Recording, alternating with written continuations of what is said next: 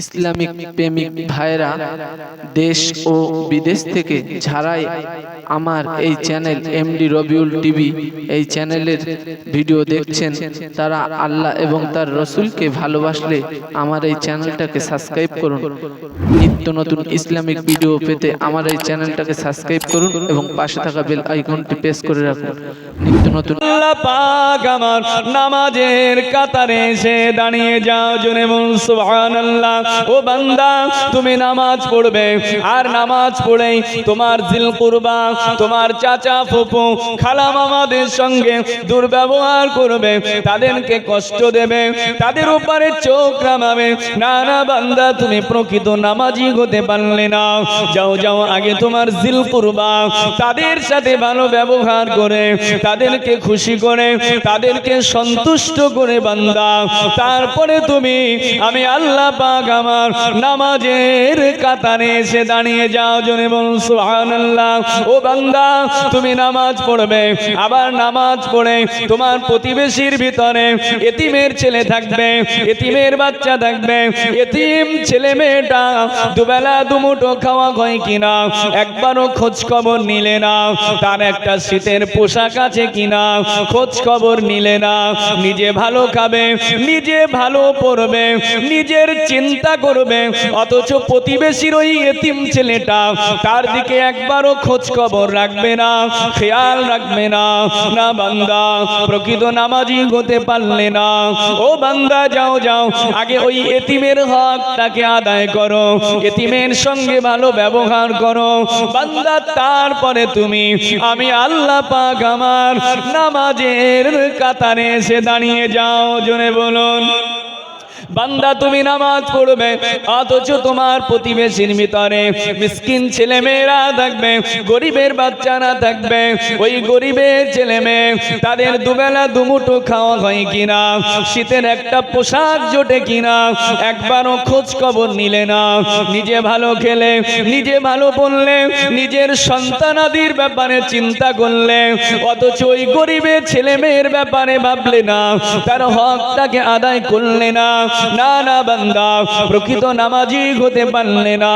আগে যাও, গরিবের হক আদা করো, এতিম বাচ্চা মিসকিন বাচ্চাদেরকে খুশি করে সন্তুষ্ট করে বান্দা, তারপরে তুমি আমি আল্লাহ পাক আমার নামাজের কাতারে এসে দাঁড়িয়ে যাও, জোরে বলুন সুবহানাল্লাহ। ও বান্দা, তুমি নামাজ পড়বে আর আমার বান্দাদের সাথে যখন কথা বলবে, তুমি কর্কশ ভাষায় কথা বলবে, তোমার মুখের ভাষাটা খারাপ হবে, তোমার কথাতে তাদেরকে দুঃখ দেবে, তাদেরকে ব্যথা দেবে। না না বান্দা, প্রকৃত নামাজি হতে পারলে না। যাও যাও, আগে আমার বান্দাদের সাথে যখন কথা বলবে, আমার বান্দাদের সাথে ভালো আচরণ করে, ভালো কথা বলে, তাদেরকে খুশি করে, এই 6টা কাজ আগে করে তুমি একজন ভালো মানুষ হয়ে যাও, একজন স্বচ্ছ পরিচ্ছন্ন পরিমার্জিত একটি মানুষে পরিণত হয়ে তারপরে বান্দা তুমি আমি আল্লাহ পাক আমার নামাজের কাতারে এসে দাঁড়িয়ে যাও, জোরে বলুন সুবহানাল্লাহ। আর একটু জোরে বলুন সুবহানাল্লাহ। নামাজের আগে কটা কাজ আল্লাহ দিলেন? 6টা কাজ। এটাই হচ্ছে ইসলামের শিক্ষা, এটি হচ্ছে ইসলামের শিক্ষা। শুধু নিজে খাবো, নিজে বাঁচবো এই চিন্তা নয়। এই পৃথিবীতে আজকে, গোটা পৃথিবীতে, গোটা দুনিয়াতে, গোটা ওয়ার্ল্ডে আজকে মুসলমানের সংখ্যা, ইসলাম ধর্ম অবলম্বী মুসলমানের সংখ্যা পৃথিবীর জমিনে আজকে 2.0.25 বিলিয়ন। আজকে পৃথিবীতে মুসলমানের সংখ্যা 225 কোটি হয়ে গেছে, 200 কোটি পার হয়ে গেছে। এই পৃথিবীতে এত মুসলমান, এত ইসলামের অনুসারী, এটা কিন্তু শুধু নামাজ দেখে, রোজা দেখে আসেনি, হজ দেখে আসেনি। এই পৃথিবীতে ইসলাম প্রতিষ্ঠিত হয়েছে রহমতুল্লিল আলামিনের মধুর ব্যবহারে। একবার জোরে বলুন সুবহানাল্লাহ। হুজুরের আদর্শে, নূর নবীর আদর্শে পৃথিবীতে ইসলাম, আল্লাহর হাবিবের নূরের আদর্শ, হাবিবের উত্তম মাধুর্যপূর্ণ ব্যবহারে, আদর্শে দলে দলে কাফের বেঈমান ইহুদি খ্রিস্টানেরা ঈমানের কালিমা পড়ে মুসলমান হয়েছিলেন। জোরে বলুন সুবহানাল্লাহ। আমরা তো সেই নবীরই উম্মত, আমরা সেই নবীরই উম্মত। আমাদের আদর্শ সেই নবীর আদর্শের সঙ্গে মেলাতে হবে। আল্লাহ বলে দিয়েছে আমার হাবিবের আদর্শ ফলো করো। উসওয়ায়ে হাসানা, লাকাদ কানা লাকুম ফি রাসূলিল্লাহি উসওয়াতুন হাসানা। আল্লাহ বলে বান্দা তোমাদের জন্য আছে আমার হাবিবের মধ্যে উত্তম আদর্শ। জোরে বলুন সুবহানাল্লাহ। সেই নবীর আদর্শ আমাদেরকে ফলো করতে হবে। আজকে আমরা তো সেই মুসলমান হয়ে গেছি যাদেরকে দেখে অন্যরা ঘৃণা করে, অথচ উচিত ছিল আপনার আদর্শ দেখে বেঈমান কাফেররা বলবে যে হ্যাঁ এই তো সেই আদর্শ নবীর আদর্শের উম্মত, এই তো শ্রেষ্ঠ নবীর শ্রেষ্ঠ উম্মত। আমাদের দেখে তাদের শিক্ষা নেওয়ার কথা, কিন্তু না, আজকে আমাদের দেখে তো অন্যদেরকে ঘৃণা করতে হচ্ছে। আমরা আমাদের আদর্শকে উত্তম আদর্শ বানিয়ে নেব, নিজেদের মধ্যে মিল মোহাব্বত তৈরি করব। শুধু নিজের পেটের চিন্তা নয়, অন্যের চিন্তা আমরা করব। আমরা ক্ষমার আদর্শ তৈরি করব। এটা ছিল আমার রাসূল পাকের আদর্শ। একবার জোরে বলুন সুবহানাল্লাহ। এই আদর্শে ইসলাম।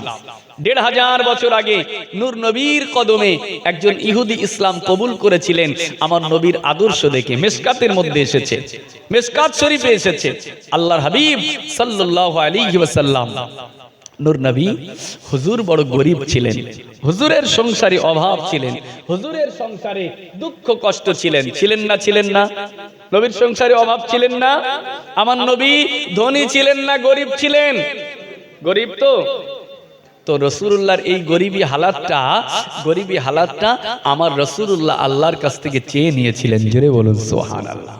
আমার আল্লাহ আমার নবীকে বলেছিলেন হাবিব আপনি যদি চান ওই যে ওহদ পাহাড়টা দেখা যায়, মদিনাতুল মুনাওয়ারাতে গেলে হুজ্জাজে কিরামরা হাজী সাহেবরা যারা মদিনা শরীফে গিয়েছে, মদিনাতুল মুনাওয়ারা চতুর্দিকে ঘুরলে যদি ওহদ পাহাড় দেখতে চায়, ওহদের দিকে তাকালেই ওহদ দেখতে পায়। এত বড় পাহাড়। আমার আল্লাহ বলেছিলেন হাবিব এই গোটা ওহদ পাহাড়টা আপনি চাইলে আপনার জন্য সোনা। একবার জোরে বলুন সুবহানাল্লাহ। আপনি পাথর তুলবেন, ওহদ পাহাড়ের পাথর তুলবেন, ওটা আপনার জন্য সোনা। আমার রাসূল চেয়েছিলেন না, নবী আমার চাননি ওগো আল্লাহ আমি দুনিয়াতে ধনী হতে চাই না, দুনিয়ায় আমি বাদশা হতে চাই না।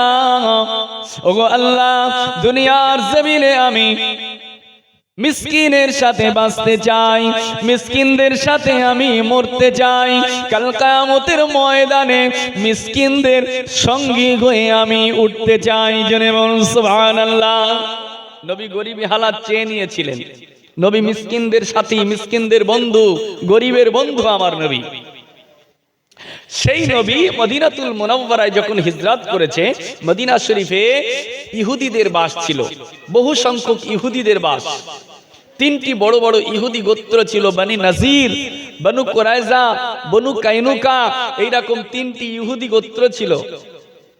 সেই ইহুদিদের ভিতরে একজন ইহুদি এসে একদিন আমার রাসূলকে বলছেন মুহাম্মদ সাল্লাল্লাহু আলাইহি সাল্লাম, মুহাম্মদ আপনি যদি চান আমি আপনাকে 200 টাকা ধার দেব, 200 দিরহাম ধার দেব, 200 দিরহাম আপনি নেবেন? আপনার তো সংসারে অভাব, তাই এই টাকাটা নেবেন, আপনি যখন খুশি আমাকে দেবেন। এই টাকা দেওয়ার ব্যাপারে কোনো চাপ নেই, আপনি একটু সচ্ছলতায় সংসার চালান, চাপ দেব না যে কাল দিতে হবে পরশু দিতে, আপনি যেদিন খুশি সেদিন দেবেন, নেবেন টাকাটা। আল্লাহর নবী ইহুদির কাছ থেকে খুশি মনে 200 দিরহাম নিয়ে নিলেন। একবার জোরে বলুন সুবহানাল্লাহ। ঠিক আছে নেব টাকা। ইহুদির কাছ থেকে ধার নিলেন, শর্ত কি? যেদিন খুশি সেদিন দেবে, কোনো চাপ নেই। টাকা নিয়ে নিলেন। একদিন যায়, দুদিন যায়, দুই একদিন পরেই আল্লাহর নবী মদিনার রাস্তা দিয়ে হেঁটে হেঁটে যাচ্ছে। ইহুদি আমার নবীকে বন্দী করেছে, পাকড়াও করেছে। মুহাম্মদ টাকা দাও, টাকা দাও। আল্লাহর নবীর কাছে তখন টাকা নাই। আল্লাহর হাবিব বললেন ইহুদি আমার কাছে তো টাকা নেই, আমাকে বাড়িতে যেতে দাও, ঘরে যেতে দাও। ইহুদি বলছে মুহাম্মদ কোনো কথা নেই, টাকা এখানে দিয়েই ঘরে যাও। অথচ শর্ত কি ছিল? যখন খুশি তখন দেবে। আচ্ছা বলেন, আমরা এই শর্তে ধার লেনদেন করব, আর দুদিন পরে ওই রাস্তায় যদি আমাকে ধরে বলে যে টাকা দে, আমার কাছে টাকা নেই, আর এখান থেকে না দিয়ে বাড়ি যাওয়া যাবে না, আমরা ছেড়ে দেবো? যদি শক্তি থাকে একটু, ঝামেলা হবে না? হাতাহাতি হয়ে যাওয়াই স্বাভাবিক। দুটো কথাও তো বলবো, যে বললে কি আর করলে কি। রাসূলুল্লাহ কিছুই বললেন না। আল্লাহ নবী ইহুদিকে ডেকে বললেন, ইহুদি ঘরেতে যেতে দাও, বাড়িতে যেতে দাও। আল্লাহ নবী চোখ রাঙালেন না, মেজাজ গরম করলেন না, আল্লাহ নবী চড়াও হলেন না।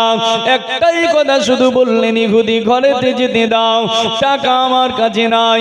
ইহুদির একটাই কথা, মুহাম্মদ সাল্লাল্লাহু আলাইহি ওয়াসাল্লাম টাকা না দিয়ে ছাড় নাই, টাকা দিয়েই ঘরেতে যেতে হবে।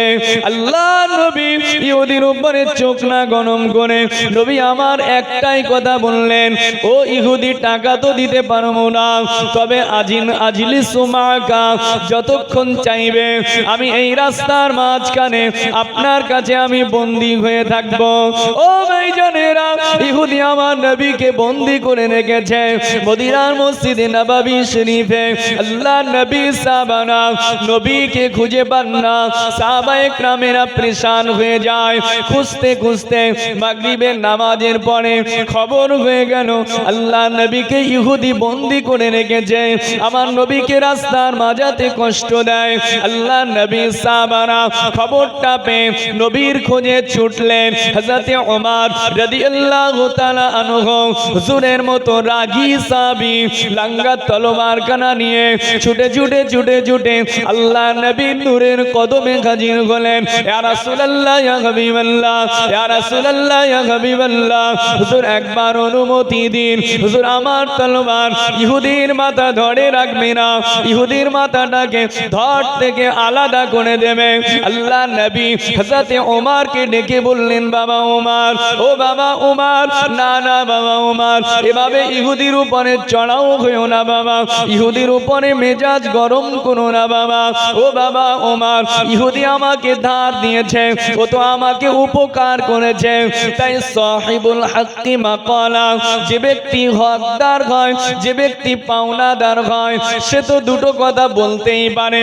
সে তো আমার কাছে ঋণ, আমি তার কাছে ঋণী, সে তো আমার কাছে টাকা পায়, সেই জন্য সে দুটো কথা বলেছে বাবা, এটা কোনো অপরাধ নয়। ও বাবা ওমর, বরং এটা ভালো হয় বাড়িতে চলে যান, ঘরেতে গিয়ে 200 দিরহাম এনে ইহুদির ঋণটাকে পরিশোধ করে দেন। জোরে বলুন। ওমর, ঘরে গিয়ে 200 টাকা এনে দিয়ে দাও, ঝামেলা মিটে যাবে। রাগারাগি করার দরকার নেই, চোখ গরম করার দরকার নেই, ও তো পায়, সেই জন্য দুটো কথা বলেছে বলুক। হযরত ওমর অবনত মস্তকে ঘরের দিকে গেলেন। আর রাসূলের সামনে কথা বলতে পারে? নবী বলেছে আর কথা বলতে পারে? রওনা হলেন। নবী আমার ওমরকে ডেকে বলছে, ওমর 200 দিরহাম নয়, আরো 20 দিরহাম বেশি করে নিয়ে আসবে। একটু জোরে বলেন, আরো 20 দিরহাম বেশি কেন? ইয়া রাসূলুল্লাহ,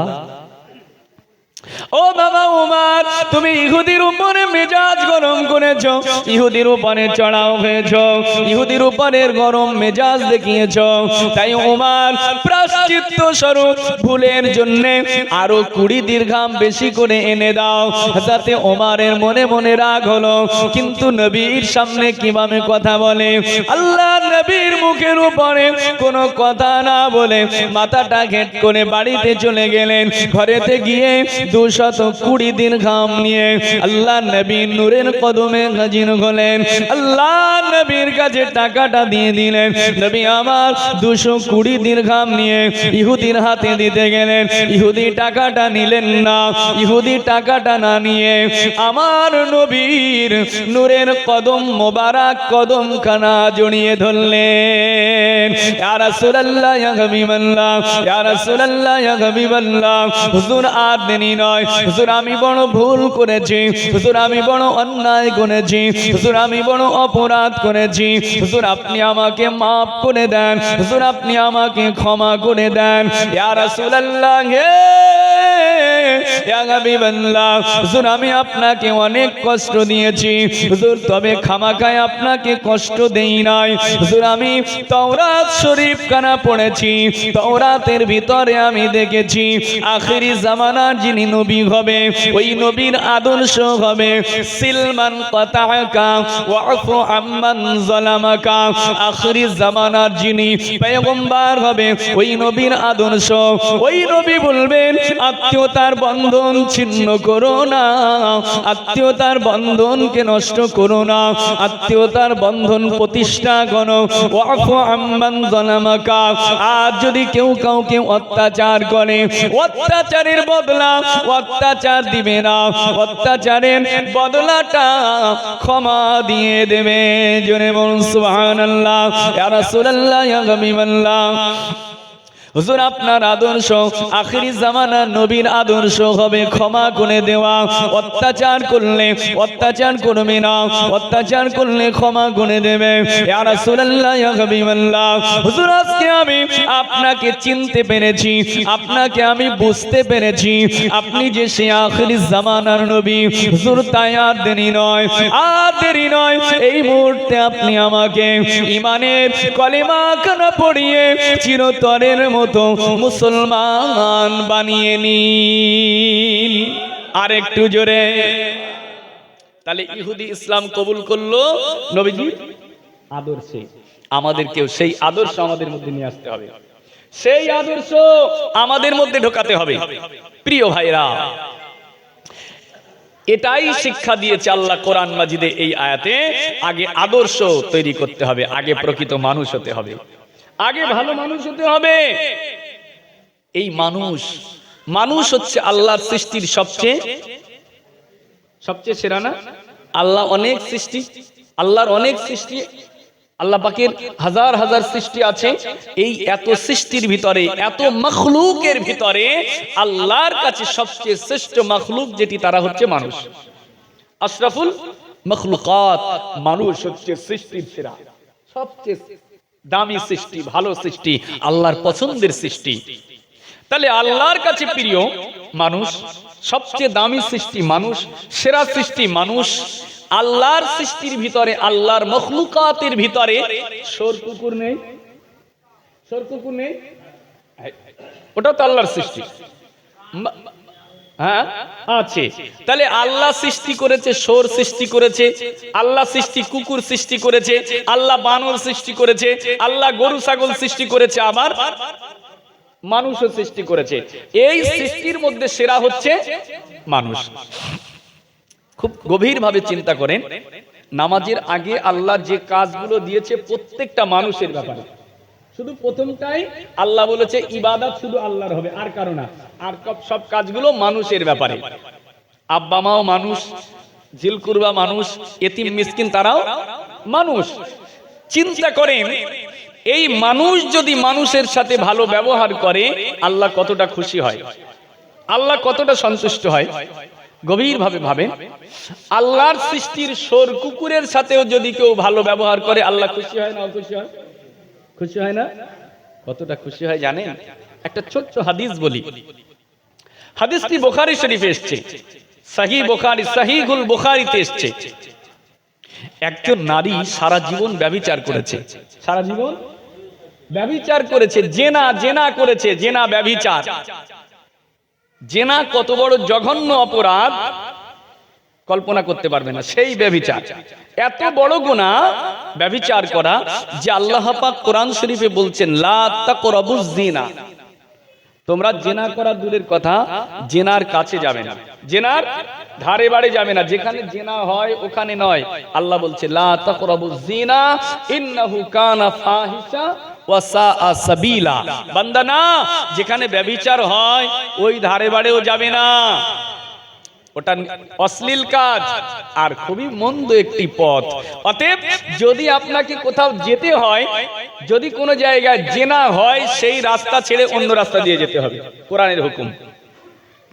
আর যদি কেউ ব্যভিচার করে, যদি কেউ ব্যভিচার করে, জীবনে জেনা ব্যভিচার করে নেয়, তার গুনাহটা কতটা হবে, অপরাধটা কতটা হবে, তার দুনিয়াতেও শাস্তি আছে, আখিরাতেও শাস্তি আছে।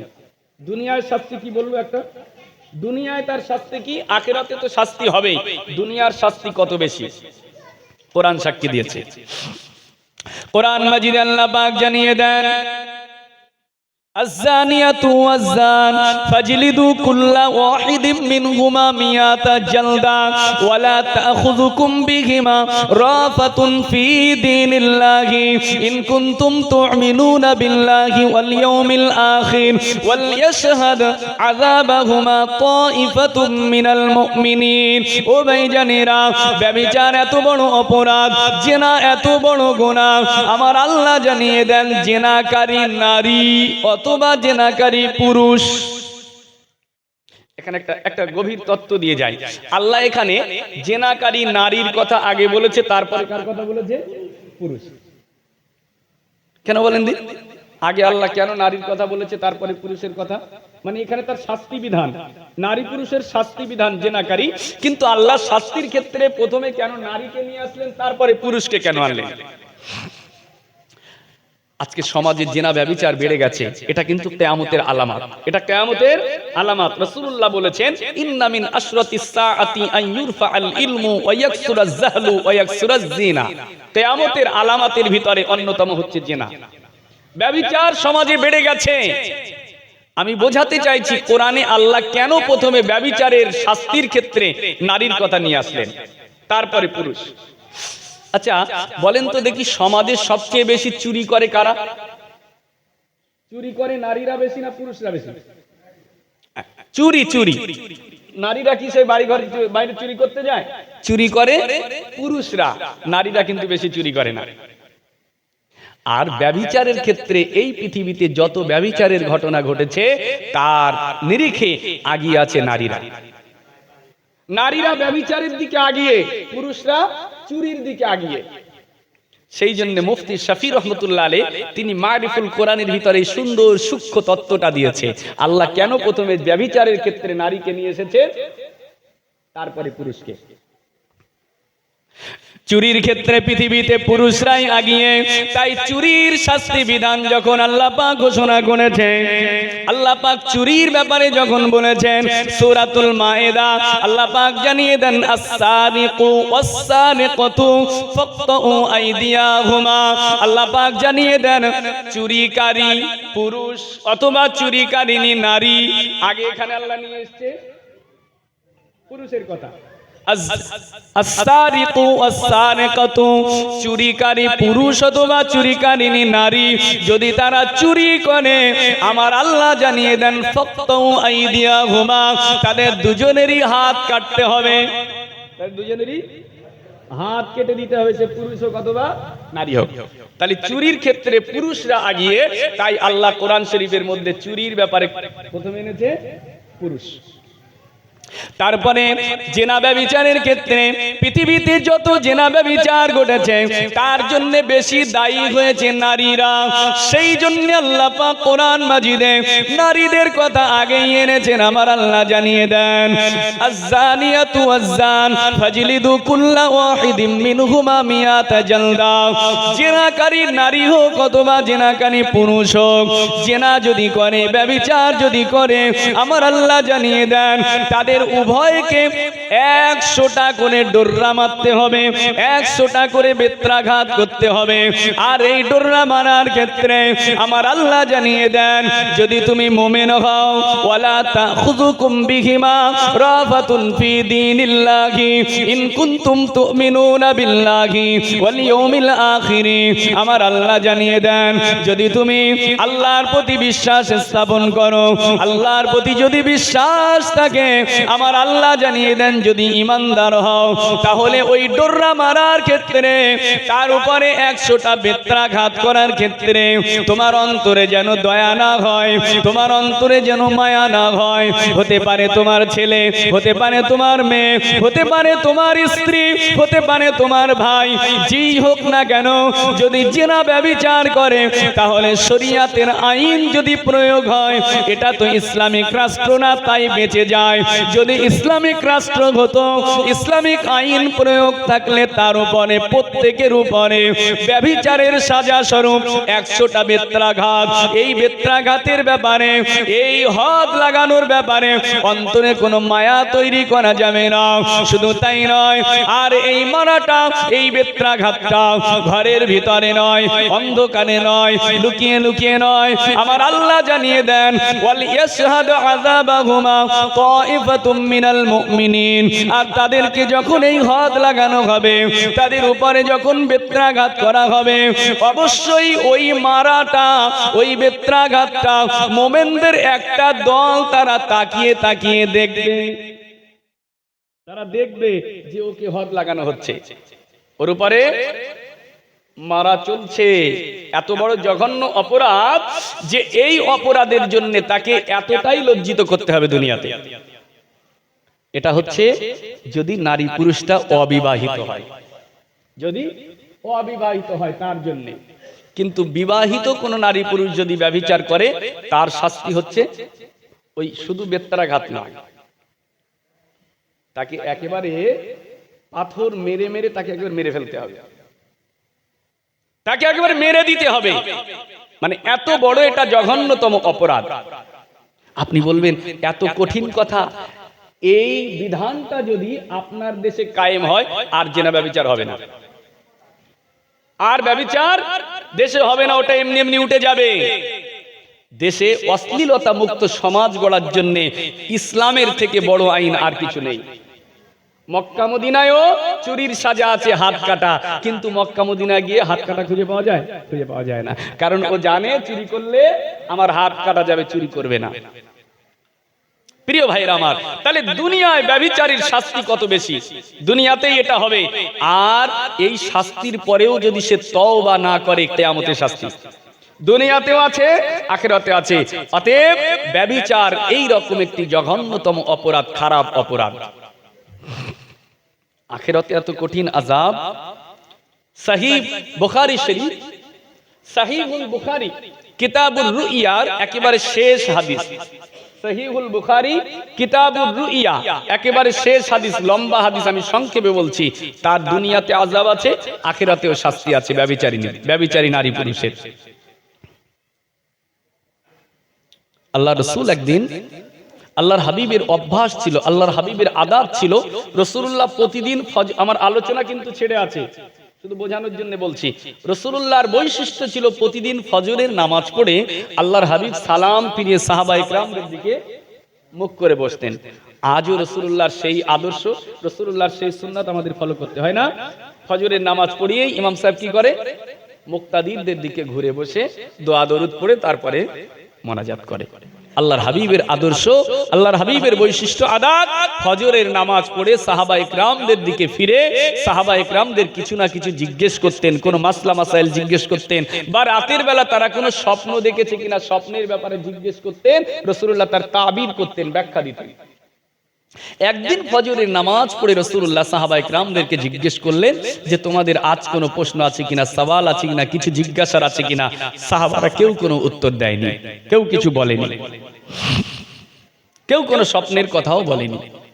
আল্লাহর নবী নিজেই বলছে, সাহাবারা আজ রাতে আমি রাসূলুল্লাহ একটা স্বপ্ন দেখেছি। একবার জোরে বলুন সুবহানাল্লাহ। আমরা তো স্বপ্ন দেখি স্বপ্নই, আমাদের স্বপ্ন তিন প্রকারের হয়। আমাদের স্বপ্ন তিন প্রকারের হয়। একটা আল্লাহর পক্ষ থেকে আসে, আরেকটা শয়তানের পক্ষ থেকে, আরেকটা আমরা সারাদিন যা কল্পনা করি সেটা ঘুমের ভিতরে আমাদের মধ্যে ভেসে ওঠে। আল্লাহর পক্ষ থেকে যেগুলো আসে, আমরা যে ভালো স্বপ্নগুলো দেখি ওই ভালো স্বপ্নগুলো আল্লাহর পক্ষ থেকে, আমরা যে মন্দ স্বপ্নগুলো দেখি ওগুলো শয়তানের পক্ষ থেকে, আর সারাদিন যা কল্পনায় থাকে ওটা আমাদের থেকেই। তো প্রিয় ভাইরা, এই স্বপ্ন তিন শ্রেণীর স্বপ্ন। স্বপ্নের অনেক আলোচনা আছে, আমি এই আলোচনায় যাব না। জাস্ট যেটা মূল বিষয়, আল্লাহর হাবিব সাল্লাল্লাহু আলাইহি সাল্লাম তিনি যে স্বপ্নটা দেখেন ওই স্বপ্নটা সরাসরি কার থেকে? আল্লাহর হাবিবের স্বপ্ন অন্য কিছুই হয় না, রাসূল যা দেখতেন সেটাই ওহী। রাসূলুল্লাহ স্বপ্নে যেটাও দেখতেন সেটাও আল্লাহর পক্ষ থেকে ওহী। তো আল্লাহর হাবিব বলছে সাহাবারা আজকে আমি একটা স্বপ্ন দেখেছি, আমার স্বপ্নের কথাটা তোমরা শুনবে? সাহাবায়ে কেরাম বললেন, জি হ্যাঁ ইয়া রাসূলুল্লাহ বলুন।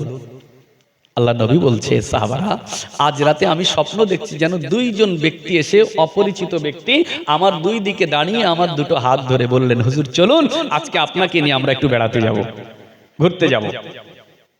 এই দুইজন ছিলেন আল্লাহ পাকের একজন ফেরেশতা ছিলেন হযরত জিবরাইল আলাইহিস সালাম, আর একজন ছিলেন হযরতে মিকাইল আলাইহিস সালাম। জোরে বলুন সুবহানাল্লাহ।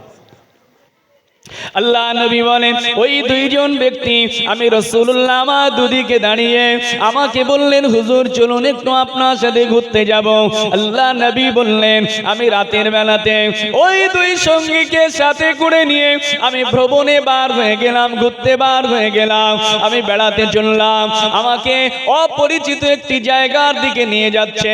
রাসূলুল্লাহ বললেন, সম্ভবত সেটা শাম অথবা সিরিয়া ছিল। এই দুই দেশের কোনো একটা দেশের দিকে আমাকে নিয়ে যাচ্ছে।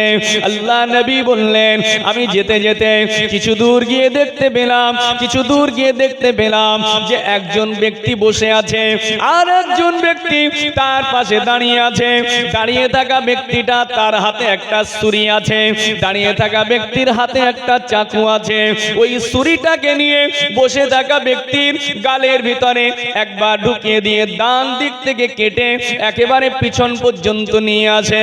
আবার ছুরিটা বার করে নিয়ে বাম দিকে ঢুকিয়ে দিয়ে আবার কেটে একেবারে পিছন পর্যন্ত নিয়ে আসে। যেই বাম দিকে কাটতে যায় ডান দিকটা ভালো হয়ে যায়, আবার বাম দিক কাটা শেষ করে ফের ডান দিকে আসে, এসে দেখে বাম দিকটা আবার ভালো হয়ে যায়। এইভাবে একদিকে কাটে আর একদিক ভালো, আর একদিকে কাটে আর একদিক ভালো হয়ে যায়। এইভাবে চলতেই থাকে। আল্লাহ নবী ওই অবস্থাটা দেখে ভীত সন্ত্রস্ত হয়ে সঙ্গীদয়কে জিজ্ঞেস করলেন, সঙ্গীদয়, ও সঙ্গীদয়, বলেন তো দেখি ব্যাপারটা কি? কেনই বা এই ব্যক্তিটা কেমন করে এর গলায়, এর মুখের ভিতরে ছুরি ঢুকিয়ে দিকে কাটে, আর অপর দিকে যেতে না যেতে আবার ভালো হয়ে যায়? ব্যাপারটা কি একটু বলেন, আমার তো বড় ভয় হয়। সঙ্গীদয় বললেন, ইয়া রাসূলুল্লাহ, ইয়া হাবিবাল্লাহ, হুজুর একটু আগিয়ে চলুন, পরে এর ব্যাখ্যা আপনি জানতে পারবেন। একটু আগিয়ে চলুন। আল্লাহ নবী বলেন, আমি আর একটু আগিয়ে গেলাম, আমরা আর একটু সামনে গেলাম। কিছু দূর গিয়ে আর একটা ঘটনা দেখতে পাই।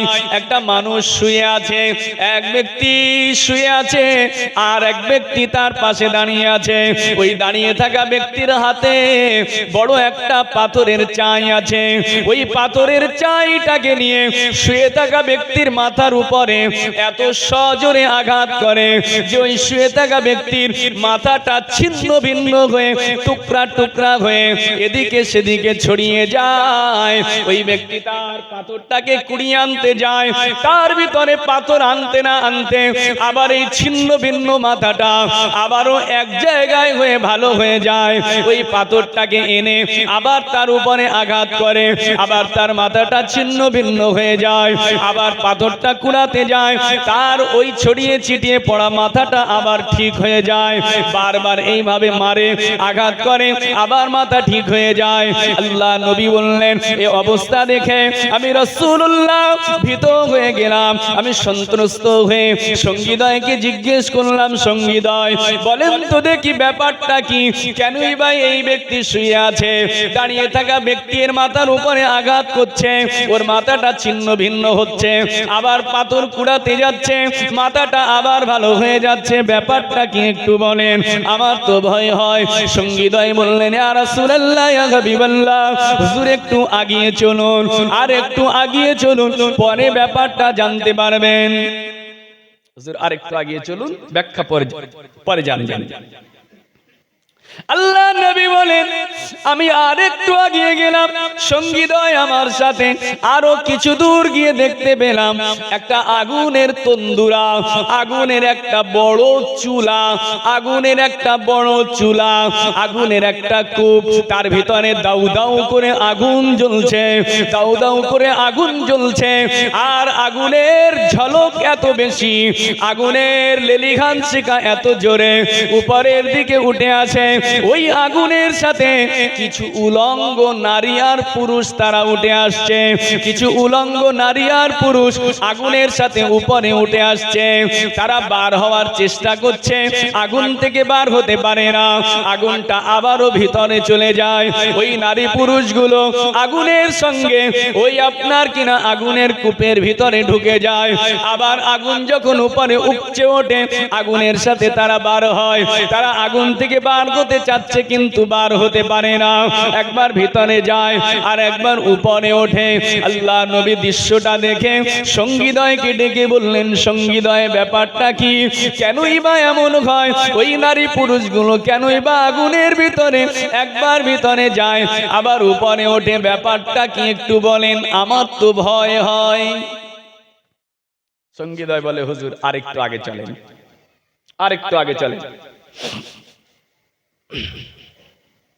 আল্লাহ নবী বলেন, আমরা স্বামী সঙ্গীদয়কে সাথে করে নিয়ে আরো কিছু দূর আগিয়ে গেলাম। আবার কিছু দূর গিয়ে দেখতে পেলাম একটা রক্তের সমুদ্র, রক্তের একটা নদী। ওই রক্তের নদীর মাঝখানে একজন ব্যক্তি হাবুডুবু খায়, একজন ব্যক্তি হাবুডুবু খেয়ে কিনারার দিকে আসতে চায়। আর ওই রক্তের নদীর কিনারাতে আর একটা ব্যক্তি দাঁড়িয়ে আছে, তার পাশে কিছু ছোট ছোট পাথর রাখা আছে।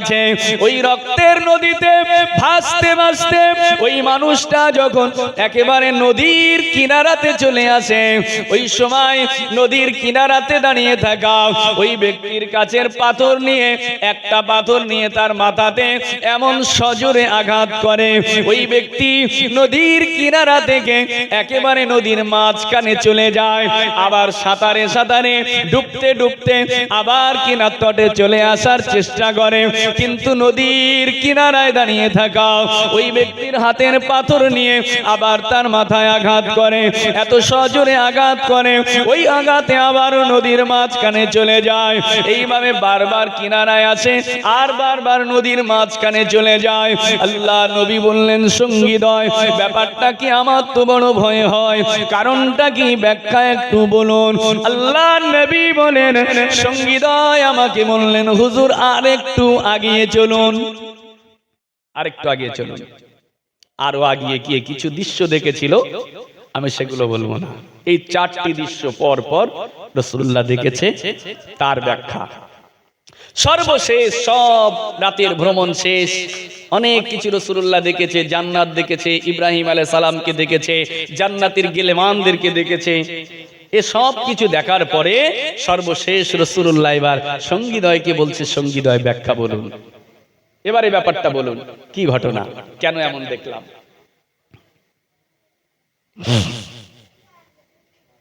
যে চারটে ঘটনা পরপর দেখেছি, ব্যাপারটা কি, এরা কারা, কেন এদের এমন হচ্ছে? ও ভাইজানেরা, সহিহুল বুখারী কিতাবুর রুইয়া একেবারে শেষ হাদিস, লম্বা হাদিস। সঙ্গীদয় এবারে আল্লাহ নবীকে ডেকে বললেন, ইয়া রাসূলুল্লাহ, ইয়া হাবিবাল্লাহ, ইয়া রাসূলুল্লাহ, ইয়া হাবিবাল্লাহ, হুজুর আপনি যে প্রথম ঘটনাটা দেখেছেন, একজন ব্যক্তি বসেছিল আর একজন ব্যক্তি দাঁড়িয়েছিল। দাঁড়িয়ে থাকা ব্যক্তিটা তার ছুরি দিয়ে একবার তার ডান দিকে কাটে, গালটাকে চিরে পিছনে নিয়ে যায়, আবার বাম দিকে কাটতে যায়, আবার ডান দিকটা ঠিক হয়ে যায়, ডান দিকে আসে, বাম দিক ঠিক হয়ে যায়। ইয়া রাসূলুল্লাহ, ইয়া হাবিবাল্লাহ, হুজুরে অন্য কেউ নয়, এ হলো দুনিয়ার ওই ব্যক্তি, দুনিয়ার ওই মানুষ যে ব্যক্তিটা দুনিয়ার জমিনে কথা বলতো এত মিষ্টি করে, সুন্দর করে, প্রতারণা করে, এমন ভাবে কথা বলতো যে তার মুখের কথা, মিথ্যা কথাগুলো এত সুন্দর করে গুছিয়ে সুচিয়ে কসম করে মিষ্টি ভাষাতে মিথ্যা কথাগুলো এমন ভাবে বলতো যে ওই মিথ্যা কথাগুলো মানুষের কাছে সত্য হয়ে যেত, মানুষেরা একেবারে তার কথা সত্য ভেবে নিত, তার ওই মিথ্যা কথাতে মানুষ ধোকায় পড়ে যেত। এই মিথ্যাবাদী, ধোকাবাজ, মিথ্যাবাদী, প্রতারক কাল কিয়ামত পর্যন্ত, মরণের পরে এইভাবে আযাব ভোগ করতে থাকবে। মিথ্যাবাদী ব্যক্তিকে কিয়ামত পর্যন্ত এইভাবে শাস্তি দেওয়া হবে। মিথ্যাবাদী যে মিথ্যা কথা বলে, যার মুখের মিষ্ঠ কথায় তার মিথ্যা কথাকে মানুষরা সত্য ভেবে নেয়। এমন মানুষ আছে না? মিথ্যাবাদীর মিষ্টি কথা কিন্তু খুবই মিষ্টি হয়, মুনাফিকের কথা খুব মিষ্টি। কি হলো গো, একটু অসুবিধা নাকি? আচ্ছা, তাহলে মিথ্যাবাদী তাদের কথা মিষ্টি হয়, মুনাফিক তাদের কথা মিষ্টি হয়।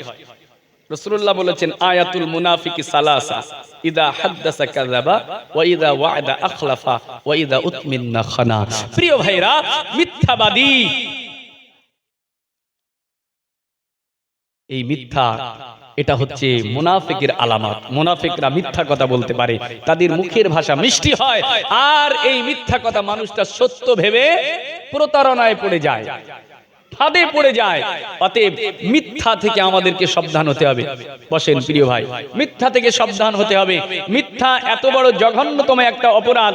আমরা তো হেসে খেলে খুব সুন্দর করে মিথ্যা কথা বলতে পারি, তবে জেনে রাখবেন, মিথ্যা যখন আপনার মুখ দিয়ে বার হয় তখন মিথ্যার একটা দুর্গন্ধ আছে। মিথ্যার একটা দুর্গন্ধ আছে। এই দুর্গন্ধটা আমরা সহ্য করতে পারি। আমরা মিথ্যা কথা বলি একে অপর, অন্যরা সহ্য করতে পারি, কিন্তু এই মিথ্যার গন্ধ, মিথ্যার এই দুর্গন্ধ ফারিস্তারা সহ্য করতে পারে না। ফারিস্তারা সহ্য করতে পারে না। ও ভাইজানেরা, মিথ্যা এত বড় খারাপ জিনিস। মিথ্যা বললে কিয়ামতের ময়দানে আযাব তার জন্য আছে, কবরে আযাব তার জন্য আছে। দুনিয়ার জমিনে যদি কেউ মিথ্যা কথা বলে, আল্লাহর নবী বলেছেন, ইযা কাযিবাল আবদু তাবাআদা আনহুল মালাক মিলা হাত্তা নাতনি মা জাআ বিহি। আল্লাহর নবী বলেন, মিথ্যার এমন দুর্গন্ধ আছে, মানুষ যখন মিথ্যা কথা বলে, তার মিথ্যার দুর্গন্ধের কারণে আল্লাহ পাকের রহমতের ফেরেশতারা মিথ্যা বলার সাথে সাথে তার থেকে 1 মাইল দূরে চলে যায়। জোরে বলেন সুবহানাল্লাহ, জোরে বলেন নাউযুবিল্লাহ। তাহলে মিথ্যা কথা বললে ফেরেশতা আপনার থেকে দূরে পালাবে। রহমতের ফেরেশতা কাছে থাকবে না। মিথ্যার দুর্গন্ধ ফেরেশতা সহ্য করতে পারে না। রাসূলুল্লাহ বলেছে, তোমরা মিথ্যা বলবে না, সত্য বলবে। মিথ্যা কথা তোমাদেরকে গোমরাহির দিকে নিয়ে যায়, আর গোমরাহির সর্বশেষ সীমা হচ্ছে জাহান্নাম। জাহান্নামে নিয়ে যাবে। সত্য কথা বললে সত্যের ঠিকানা হচ্ছে জান্নাত। একবার জোরে বলুন সুবহানাল্লাহ। অতএব মুখ দিয়ে সত্য কথা বলবো, মিথ্যা বলবো না। দ্বিতীয় ঘটনা কি ছিল মনে আছে? দ্বিতীয় ঘটনা কি? দ্বিতীয় ঘটনা, মাথার উপরে পাথর মেরে মাথা ছিন্ন ভিন্ন করে দিচ্ছে। এরা কারা? এরা কারা? ও ভাইজানেরা, এরা তো অন্য কেউ নয়। আল্লাহর নবী বললেন, ও সঙ্গীদায়, দ্বিতীয় যে ঘটনা দেখলাম, মাথার উপরে পাথর মেরে মাথাটাকে ছিন্ন ভিন্ন করে দেয়, পাথর কুড়িয়ে আনতে যায় আবার ভালো হয়ে যায়। এরা দুনিয়ার অন্য কেউ নয়। সঙ্গীদায় বললেন, ইয়া রাসূলুল্লাহ, ইয়া হাবিবাল্লাহ, এরা হলো পৃথিবীর ওই মানুষ যাদেরকে আল্লাহ ইলম দিয়েছিল, যাদের ভিতরে আল্লাহ জ্ঞান দিয়েছিল, যাদের ইলম ছিল, জ্ঞান ছিল, কোরআন জানতো, হাদিস জানতো। আজকে দুনিয়ায় আলেমরা আছে, হুজুররা আছে, তারা কোরআনের জ্ঞান অর্জন করেছে, হাদিসের জ্ঞান অর্জন করেছে। এই আলেম ব্যক্তি যাকে আল্লাহ ইলম দিয়েছে, জ্ঞান দিয়েছে, অথচ তার ইলম অনুযায়ী সে আমল করে না, ইলম অনুযায়ী আমল করে না। আল্লাহ তাকে যে ইলম দিয়েছে, ওই ইলমটা মানুষের কাছে পরিবেশন করে না, মানুষকে শিক্ষা দেয় না, মানুষের কাছে তার ইলমটাকে ছড়িয়ে দেয় না। আর রাতের বেলাতে নামাজ পড়ে না, নামাজ না পড়ে সারা রাতটা ঘুমিয়ে ঘুমিয়ে কাটায়। আলেম ব্যক্তি যখন নামাজ পড়ে না, বেনামাজি আলেম, যে আলেমটা তার ইলমটা মানুষের কাছে বিলায় না, এই আলেম ব্যক্তি এত বড় অপরাধী। আল্লাহ পাক ওই আলেমের মৃত্যুর পরে, ওই আলেমের ইন্তেকালের পরে কিয়ামত পর্যন্ত তাকে এইভাবে আযাব দিতে থাকবে, এইভাবে তাকে শাস্তি দিতে থাকবে। এ হলো দুনিয়ার আলেম ব্যক্তি। ও ভাইজানেরা, অতএব আলেম যারা আলেম, এলেম দিয়েছে আল্লাহ অথচ আমল করে না, এলেম দিয়েছে আমল করে না, এরা হলো দুনিয়ার সবচেয়ে নিকৃষ্ট, সবচেয়ে খারাপ। আলেমরা কিয়ামতের দিনে জান্নাতে যাবে, একদল আলেম আগে জান্নাতে যাবে, আবার একদল আলেম আছে তারাই কিন্তু প্রথম সারিতে জাহান্নামায় যাবে। যেমন খায়রুল উলামা আছে, তেমনি শাররুল উলামা আছে, যেমন উৎকৃষ্ট আলেমেরা আছে সেই রকম নিকৃষ্ট আলেমও আছে। অতএব যারা নিকৃষ্ট আলেম হবে, এই নিকৃষ্ট আলেমদের জন্য কিয়ামতের ময়দানটা বড় কঠিন হয়ে যাবে, কবর হাসর বড় কঠিন হয়ে যাবে। তৃতীয় যে ঘটনা দেখেছিল সেটা কি? তৃতীয় ঘটনা আগুনের কূপ, আগুনের তন্দুরা, কিছু উলঙ্গ নারী পুরুষ। ব্যাপার কি? ইয়া রাসূলুল্লাহ, ইয়া হাবিবাল্লাহ, হুজুর আপনি যে তৃতীয় যে ঘটনাটা দেখেছেন, নারী পুরুষগুলো আগুনের ভিতর থেকে উপরে আসে, বার হওয়ার চেষ্টা করছে, বার হতে পারে না, ভিতরে চলে যায়। ইয়া রাসূলুল্লাহ, ইয়া হাবিবাল্লাহ, এরা হলো দুনিয়ার ওই নারী পুরুষ, দুনিয়ার ওই নারী পুরুষ যারা দুনিয়াতে ব্যভিচার করেছে, জেনা ব্যভিচার করেছে। এই জেনা ব্যভিচারকারিনী নারী আর পুরুষ মৃত্যুর পরে কিয়ামত পর্যন্ত তাদেরকে এইভাবে আগুনে শাস্তি দেওয়া হবে, এইভাবে তাদেরকে পোড়ানো হবে, এইভাবে তারা জাহান্নামের আযাব ভোগ করতে থাকবে। অতএব জেনাকারী নারী পুরুষ দুনিয়াতে তাদের সাজা, আখিরাতেও তাদের সাজা। ও ভাইরা, চতুর্থ যে ঘটনা আল্লাহ নবী বললেন, যে ঘটনা দেখেছি সেটা কি? দুই সঙ্গীদ্বয় বললেন, ইয়া রাসূলুল্লাহ, ইয়া হাবিবাল্লাহ, হুজুর যে রক্তের নদীতে যে মানুষটা হাবুডুবু খাচ্ছে, আর তটে থাকা ব্যক্তিটা সে কিনারায় যেই আসে তার মাথার উপরে আঘাত করে, আবার নদীর মাঝে চলে যায়, আবারও হাতড়ে কামছে, যেই কিনারায় আসে দাঁড়িয়ে থাকা ব্যক্তি তার মাথায় আঘাত করে, আবার নদীর মাঝায় চলে যায়। হুজুর এ হলো দুনিয়ার ওই মানুষ যিনি দুনিয়ায় সুদ খেয়েছে, দুনিয়ায় ঘুষ খেয়েছে, দুনিয়ায় এতিমের মালকে আত্মসাৎ করেছে। এই সুদখোর, ঘুষখোর, এতিমের মাল ভক্ষণকারী, হারামখোর ব্যক্তিকে কাল কিয়ামত পর্যন্ত তাকে এইভাবে কবরে আযাব দেওয়া হবে।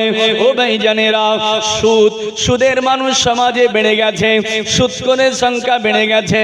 না না না, সুদ খাবেন না। সুদ এত বড় অপরাধ, জঘন্যতম একটি নিকৃষ্টতম কাজ আল্লাহ নবী জানিয়ে দিয়েছে। আল্লাহর হাবিব বলেছেন, সুদখোর জাহান্নামে যাবে।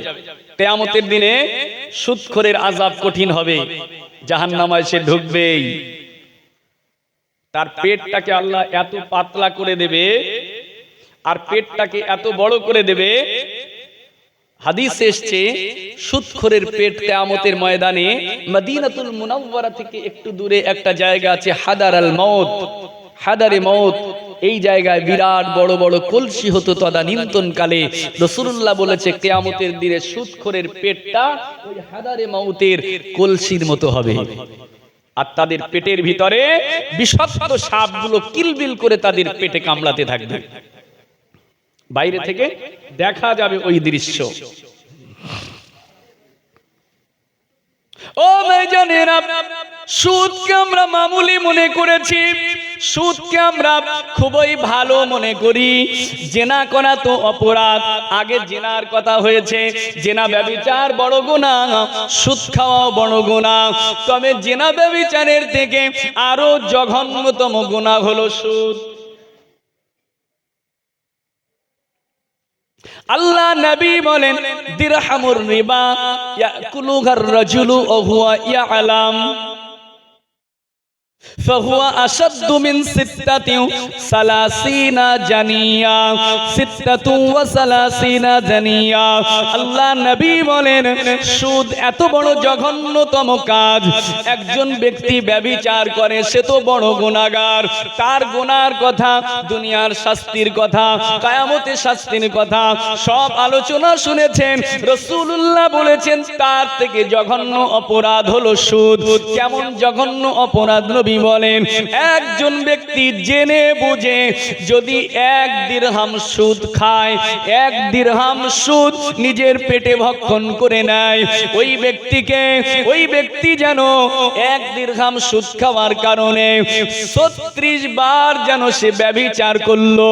36 বার ব্যভিচার করলে যতটা অপরাধ হয়, 1 দিরহাম সুদ খেলে তার অত বড়ই অপরাধ হয়। জোরে বলেন নাউযুবিল্লাহ। আল্লাহ হেফাজত করুন আমাদেরকে। তাহলে 1 দিরহাম সুদ খেলে 36 বার ব্যভিচার করলে যে গুনাহ হয় সেই গুনাহ। তাহলে ব্যভিচারীর ক্ষেত্রে আমাদের কাছে নজরে তারা খুব খারাপ, ব্যভিচারীরা খুব ভালো নাকি? ব্যভিচারী নারী পুরুষ খারাপ। একটা ঘটনা দেখলেই আমরা কত কিছু করি, তার জরিমানা, তার লাঞ্ছনা সবই ঠিক আছে, কিন্তু সুদখোরকে তো আমরা বিরাট রেসপেক্ট করে সম্মান করে ঘরে বসাই। তাহলে ব্যভিচারী নারী পুরুষকে যদি আমরা অপমান করি, সুদখোরকে আমরা তার থেকে বেশি অপমান করে ঘর থেকে ঘাট ধাক্কা দিয়ে বার করে দেওয়া আমাদের কর্তব্য। এটা আমাদের কর্তব্য, কারণ সে ব্যভিচারীর থেকে বড় অপরাধী, জেনাকারীর থেকে বড় অপরাধী। আল্লাহ হেফাজত করুন, বলুন আল্লাহুম্মা আমিন। ঘুষখোর সংখ্যা বেড়েছে না কমেছে? ঘুষখোরের সংখ্যা বেড়েছে না? না হক ভাবে পাইয়ে দেওয়ার জন্য মাল দিলেই কাজ হয়ে গেল। তবে যে ঘুষ নেবে শুধু সেই খারাপ না, যে দেবে সে কি ভালো? যে দেবে, আল্লাহ নবী বলেছেন আর রাশি ওয়াল মুরতাশি কিলাহুমা ফিন্নার, রাশি ওয়াল মুরতাশি কিলাহুমা ফিন্নার। সুদ দেনেওয়ালা, সুদ লেনেওয়ালা, সুদ গ্রহণকারী, সুদ দেনেওয়ালা দুজনেই তাদের জন্য জাহান্নাম আছে, প্রত্যেকেই জাহান্নামে যাবে। সুদ যিনি দেবে যিনি নেবে উভয় জাহান্নামে যাবে, উভয়ের স্থান জাহান্নাম। দুজনের উপরেই আল্লাহ পাকের লানাত, মালউন ব্যক্তি লানাত, লানাত যার উপরে আছে, অভিশপ্ত ব্যক্তি জান্নাতে যেতে পারবে না। আল্লাহর অভিশাপ যার উপরে, নবীর অভিশাপ যার উপরে, এই সুদ ঘুষ গ্রহণ করনেওয়ালা আর দেনেওয়ালা উভয় জাহান্নামী, তাদের উপরে লানত। তবে যিনি গ্রহণ করে তার থেকে অপেক্ষাকৃত কম অপরাধী হলো যিনি দেয়। যিনি দেয় তিনি একটু কম। কিছু কিছু ক্ষেত্রে হক আদায়ের জন্য ঘুষ দিতে হয়। কেন বলেন তো? আমি যদি না দেই, আমার সম্পদ বিচারক এসে জোর করে ওকে দিয়ে দেবে, হকটা আমার। আর যার হক নাই জোর করে তাকে দেবে, মানে সে ভিতর দিয়ে তো মাল মারছে, ভিতর দিয়ে সে দিয়ে দিচ্ছে। সেই জন্য যদি আপনার হকটা রক্ষা করতে হয়, যে আমি হকটা আদায় করাও তো কর্তব্য, সেই জন্য হকটাকে প্রতিষ্ঠা করার জন্য ঘৃণার সঙ্গে যদি কেউ নিজের হক প্রতিষ্ঠার জন্য কিছু দিয়ে দেয়, তাহলে এটা ক্ষমার নজরে দেখা হবে, আল্লাহ তাকে ক্ষমা করবে। কিন্তু পরের মালটা অন্যায় ভাবে গ্রহণ করার জন্য আমি ঘুষ যদি দিয়ে দেই, এর উপরে আল্লাহর লানত, অভিশপ্ত, কিয়ামতের দিনে এ জাহান্নামে যাবে। হারামখোর ব্যক্তি, শুনে রেখে দেন, যে ব্যক্তি এতিমের মাল ভক্ষণকারী, রাসূলুল্লাহ আল্লাহ পাক কোরআন মাজিদে জানিয়ে দিয়েছেন। আচ্ছা, মাশাআল্লাহ, ঠিক আছে। রাসূল আল্লাহ পাক কোরআন শরীফে জানিয়ে দিয়েছেন, ওয়াল্লাযীনা ইয়াকুলুনা আমওয়ালাল ইয়াতামা যুলমা ইন্নামা ইয়াকুলুনা ফি বুতুনিহিম নারা। যে ব্যক্তি অন্যায়ভাবে জুলুম করে এতিমের মাল ভক্ষণ করেছে, সে প্রকৃতপক্ষে মাল ভক্ষণ করেনি, সে দুনিয়ার খাদ্য খায়নি। আল্লাহ পাক বলে দিয়েছে সে যেন প্রকৃতপক্ষে জাহান্নামের আগুন তার পেটে ঢুকিয়েছে। সাবধান। তাহলে আলোচনায় ছিলাম আমরা কোথায়? ব্যভিচারিণী নারীর কথা, তাই তো? ওই কথা বলতে গিয়ে লম্বা একটা হাদিস বলে দিয়েছি। কি আলোচনা? প্রকৃত মানুষ হওয়ার জন্যে 5টা 6টা কাজের কথা, আর তার জন্যে আল্লাহর সৃষ্টির সাথে ভালো ব্যবহার। এই কথা প্রসঙ্গে আমরা এখানে এসেছি। প্রিয় ভাইরা, আসুন সেই ব্যভিচারিণী নারী যে সারা জীবন ব্যভিচার করেছে, কত বড় গুনাহ আমরা জেনেছি। ওই ব্যভিচারিণী নারী সে বৃদ্ধা হয়ে গেছে, পৌড়া হয়ে গেছে, তার সেই জীবনে আর ব্যভিচারের ক্ষমতা নেই, এখন শেষ। এই শেষ বয়সে সে একদিন হেঁটে হেঁটে রাস্তা দিয়ে যাচ্ছে। সহিহ বুখারী। ভাই একটু একটু একটু মনোযোগ দেন, কথা বন্ধ করেন, চলে আসবে কিছুক্ষণের মধ্যে পীরজাদা ভাইজান আসবেন। একটু ধীরে স্থির ভাবে, নীরবতা, নিরবিচ্ছিন্ন মনোযোগ একটু আমার দিকে দেন, 10টা মিনিট কথা বলতে দেন, আমার আলোচনা অসমাপ্ত রয়ে যাবে। প্রিয় ভাইরা, আলোচনায় ঢোকায় হয়নি। এই যে 8টা কাজ, 8টা কাজের আলোচনা করতে 8 ঘন্টা টাইম যাবে, সেখানে যেতে পারবো না, শুধু একটু বুঝিয়ে দিয়ে যাই, সেই জন্য ওদিকে যাব না। প্রিয় ভাইরা, তো সৃষ্টির প্রতি ইহসান করলে আল্লাহ কতটা খুশি হয়। এই পৃথিবীতে কুকুর আল্লাহর সৃষ্টি, এই কুকুরটা হচ্ছে আল্লাহর একটা সৃষ্টিগতভাবে নাপাক প্রাণী, তাই তো? সৃষ্টিগতভাবে নাপাক। এই আমার রুমালটা শীতের সময় আমি পরিষ্কার করে দিয়েছি, পরিষ্কার করে এখন একটু রৌদ্র কম, সেই জন্য রৌদ্র দেখে একটু বাইরে মেলে দিলাম, তাড়াতাড়ি জলসায় যেতে হবে যেন শুকিয়ে যায় তাড়াতাড়ি, মেলে দিয়েছি। আর একটা কুকুর এসে সে তার গাটা আমার রুমালে ঠেকিয়ে দিয়েছে। আমার রুমালটা কি হবে? রুমালটা অপবিত্র হয়ে যাবে, নাপাক হয়ে যাবে। এই রুমালটা নিয়ে আর নামাজ পড়া যাবে না। আমার জামাটা শুকনো ভিজে জামাটা কুকুর এসে তার গাটা ঠেকিয়ে দিল, আমার ভিজার পবিত্র পাক জামাটা নাপাক হয়ে গেল। আবার কুকুরের গাটা ভিজে আমার শুকনো গায়ে, যদি শুকনো জামা আমি গায়ে দিয়েছি, কুকুর এসে গা ঠেকিয়ে দিয়ে চলে গেছে, আমার জামাটা নাপাক। তাহলে একটা নাপাক প্রাণী, এটা আল্লাহর সৃষ্টি। এই নাপাক প্রাণী সৃষ্টি, আল্লাহর সৃষ্টি, এই সৃষ্টি কুকুর। ওই নারীটা একদিন রাস্তা দিয়ে হেঁটে হেঁটে যাচ্ছে, যেতে যেতে হঠাৎ দেখতে পেল যে একটা কুকুর, নাপাক প্রাণী কুকুর, সে তার জিহ্বাটা বার হয়ে গেছে পিপাসায়, তার জিহ্বাটা ওষ্ঠগত হয়ে গেছে পিপাসায়, পানির অভাবে সে মারা যাবে। প্রিয় ভাই, আমরা এখানে যারা আছি প্রত্যেকেই ফুরফুরা শরীফের মুজাদ্দিদ জামান দাদা পীর সাহেবের মাসলাকের তো নাকি ফুরফুরা সিলসিলার মানুষ না? দাদা হুজুর পীর কেবলা তার জীবনের শেষ একটা সংগঠন করেছিলেন, জানেন সংগঠনটার নাম? হুজুরের জীবনের শেষ সংগঠন জমিয়াতে উলামায়ে বাংলা।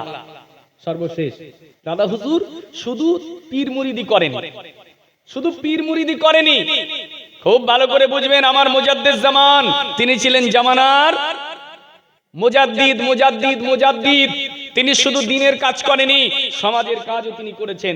তিনি এমন ব্যক্তি, আল্লাহ রাব্বুল আলামিনের পক্ষ থেকে এই দুনিয়ায় মুজাদ্দিদ হিসাবে এসেছেন। জেনে রাখবেন, নবীদের দরজা বন্ধ হয়ে গেছে, নবীদের দরজা শেষ, আর পৃথিবীতে নবী আসবে না, আমাদের নবীর পরে নবী আর কেউ হবে না।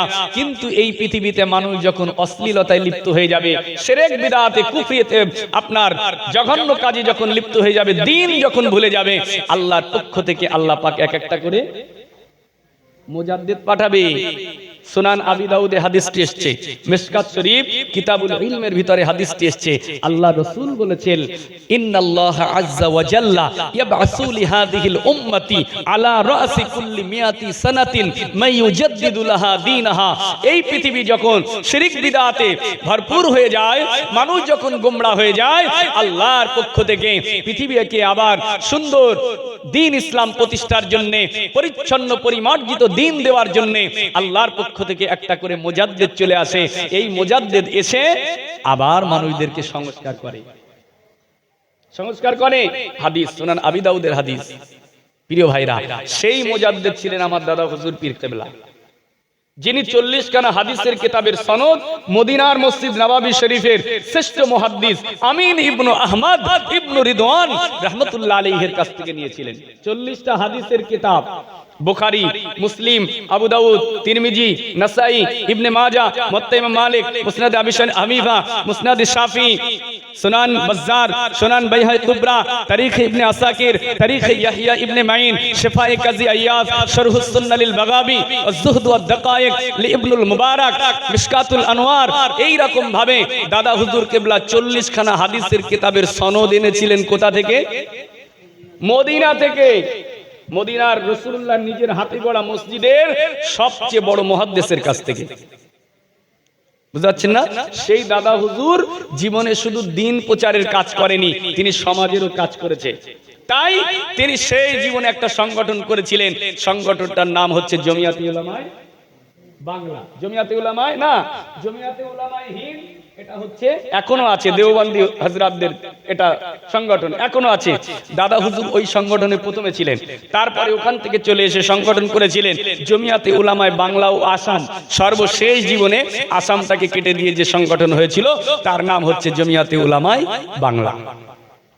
এই সংগঠনের কাজ ছিল দুটো, তাহাফফুজে দ্বীন, খিদমতে খালক। দ্বীনের হেফাজত, সৃষ্টির সেবা। দ্বীনের হেফাজত, সৃষ্টির সেবা, দুটো কাজ ছিল। শুধু দ্বীন হেফাজত নয়, সৃষ্টির সেবার কাজে দাদা হুজুর করেছে। বলুন সুবহানাল্লাহ। কত বড় মহৎ কাজ এবার বোঝেন একজন মুজাদ্দিদ দ্বারা যেটা হচ্ছে। তো এই মহিলাটি রাস্তা দিয়ে হেঁটে হেঁটে যেতে যেতে দেখলেন একটা কুকুর মরণাপন্ন, তার জিহ্বাটা ওষ্ঠগত, এখনই সে পানির কারণে মারা যাবে। মহিলার অন্তরে মায়া জাগলো। ওই ব্যভিচারিণী নারীর অন্তরে মায়া জেগে গেল। হায় হায়, আল্লাহর একটা সৃষ্টি জীব কুকুর, পিপাসা সে পানি মানে মারা যাবে, জিহ্বাটা নষ্টগত হয়ে গেছে। এই চিন্তায় কিভাবে তাকে বাঁচানো যায়, সঙ্গে সঙ্গে ওই নারীটি ব্যভিচারিণী নারী, জঘন্যতম গুনাহগারিণী নারী, তার গায়ের পোশাকটাকে নিয়ে কুয়ার ভিতরে ঢুকিয়ে দিলেন। কূপের ভিতরে দিয়ে তার কাপড়ে পানি উঠল, ওই পানিটাকে নিংড়ায়ে নিয়ে কুকুরের গালেতে দিল। কুকুর ওই পানিটাকে খেয়ে বেঁচে গেল, তার জীবনটাকে ফিরে পেল। আমার আল্লাহ এত খুশি হয়ে গিয়েছে এই কাজে। ওই ব্যভিচারিণী নারী একজন নিকৃষ্ট প্রাণী, নাপাক প্রাণী কুকুরের প্রতি ইহসান করার কারণে, তার গালে পানি তুলে দেওয়ার কারণে, নিকৃষ্ট প্রাণীর সেবা করার কারণে আমার আল্লাহ পাক ওই নারীর ইতিপূর্বে যে গুনাহ করেছে সব গুনাহকে আল্লাহ পাক মাফ করে দিয়েছে। একটু জোরে বলেন। তাহলে একজন নারী কুকুরের প্রতি ইহসান করে তার জীবনের এত বড় গুনাহ আল্লাহ মাফ করেছে। আবার দেখেন, সৃষ্টির সেবা করে গুনাহ মাফ হলো। আবার আরেক নারী, তার জীবনে বড় কোনো গুনাহ নেই, সেরকম ব্যভিচার করেছে এমন কথা উল্লেখ হয়নি, বড় কোনো গুনাহ করেছে সেটা উল্লেখ হয়নি, বরং ওই নারীটা কি করেছে, আল্লাহর আরেকটা সৃষ্টি জীব বিড়াল। বিড়াল বড় আদুরে প্রাণী না বিড়ালটা? আদুরে প্রাণী, আমাদের পায়ে পায়ে ঘোরে, মুখে মুখে ঘোরে, খেতে গেলে কাছে গিয়ে ম্যাও ম্যাও করে। রাসূলুল্লাহ এই প্রাণীকে ভালোবাসতেন, সাহাবারা ভালোবাসতেন। সাহাবী বগলে করে নিয়ে বিড়াল ঘুরতেন, বগলে বিড়াল নিয়ে ঘুরতেন। হযরত আবু হুরায়রা রাদিয়াল্লাহু আনহু, জোরে বলুন সুবহানাল্লাহ। বিড়াল বগলে নিয়ে মসজিদ নববী ঢুকেছে, বিড়ালটা বার হয়ে গেছে। রাসূলুল্লাহ দেখছে আবু হুরায়রার বগলে বিড়াল। আবু হুরায়রাকে ডাকলেন, ইয়া আবা হুরায়রা, হে বিড়ালের পিতা।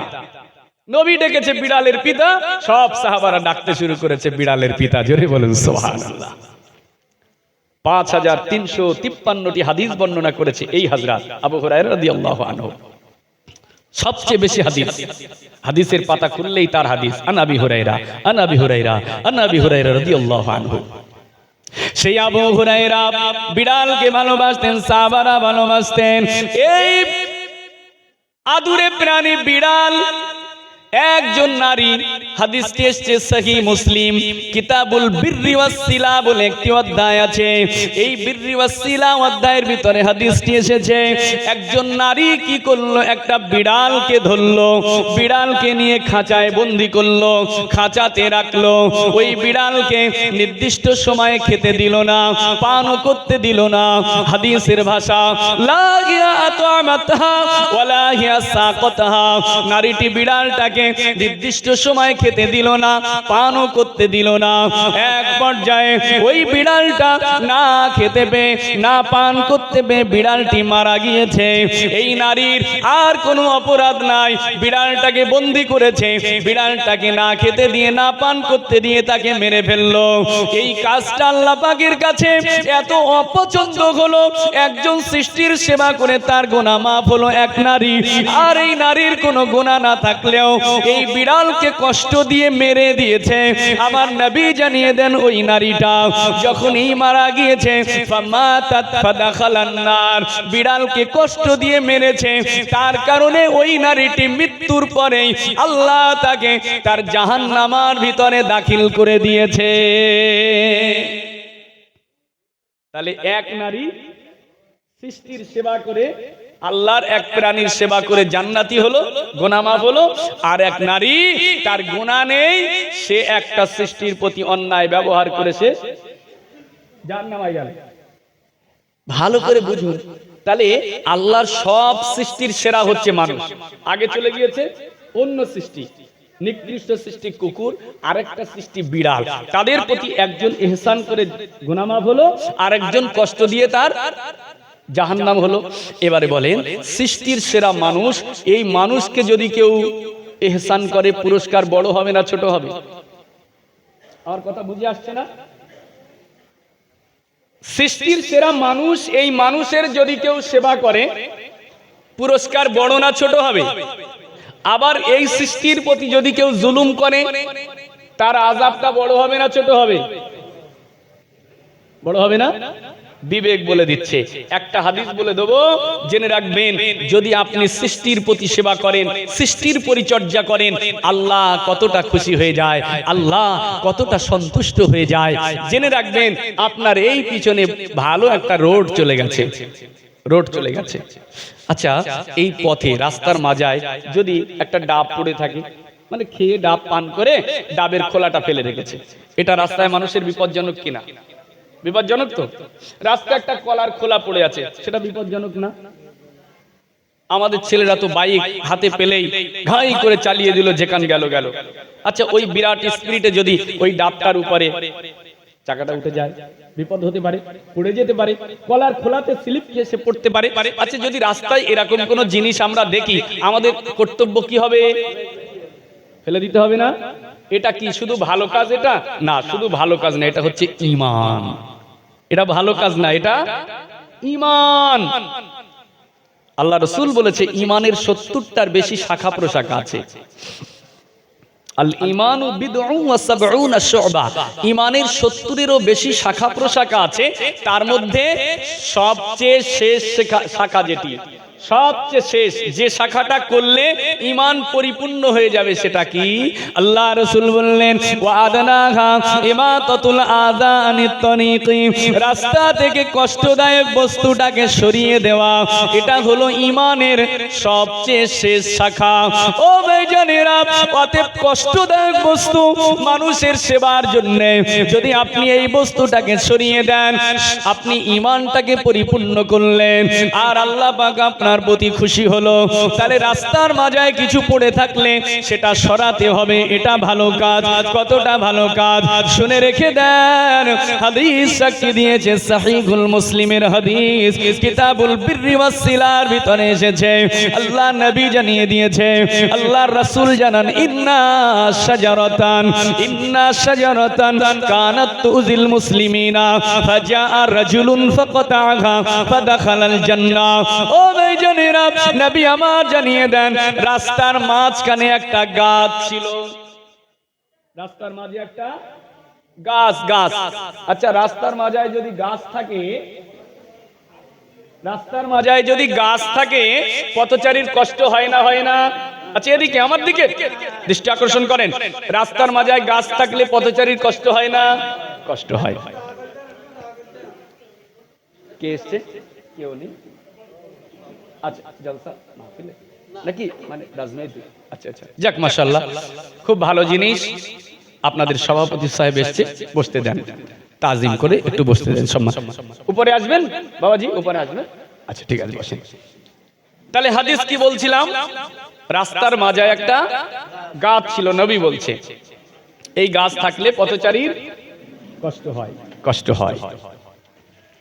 ও ভাইরা আমার, তাহলে যে জিনিস মানুষকে কষ্ট দেয় সেটা সরিয়ে দেওয়া, এটা হাদিসের হুকুম, এটা হলো ঈমান।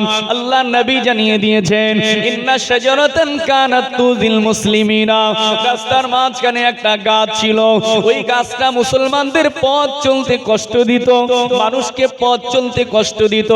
এই অবস্থা দেখে হাদিস সাক্ষী দিয়েছে ফাজা আর রাজুলুন ফাকাতাহা, একজন ব্যক্তি এসে ওই গাছটাকে কেটে দিল, রাস্তার মাঝখান থেকে গাছটাকে কেটে পরিষ্কার করে দিয়েছে, আল্লাহর বান্দাদের পথ চলতে সুবিধে করে দিয়েছে।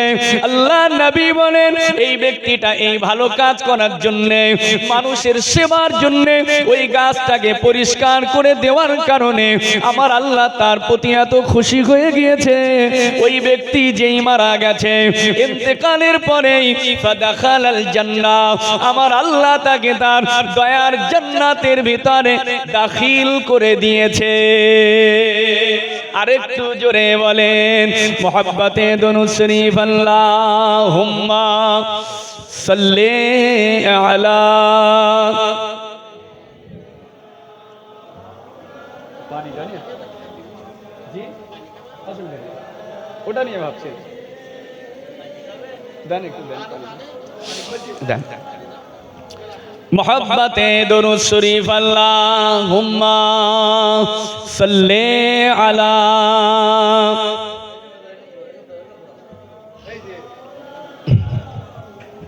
ওয়া আলা আলি সাইয়্যিদিনা।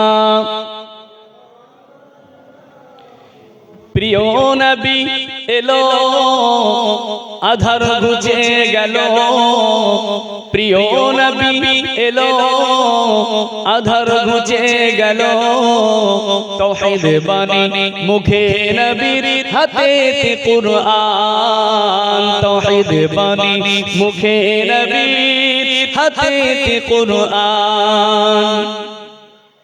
ধন্য সারা জাহান হলো পাগল পারা, ধন্য সারা জাহান হলো পাগল পারা, নূরের জ্যোতিতে চন্দ্র তারা হার যে মেনে যায়, নূরের জ্যোতিতে চন্দ্র তারা হার যে মেনে যায়। প্রিয় নবী এলো, আধার ঘুচে গেল, প্রিয় নবী এলো, আধার ঘুচে গেল, তাওহীদ বাণী মুখে নবীর হাতে কুরআন, তাওহীদ বাণী মুখে নবীর হাতে কুরআন। আল্লাহুম্মা সাল্লি আলা।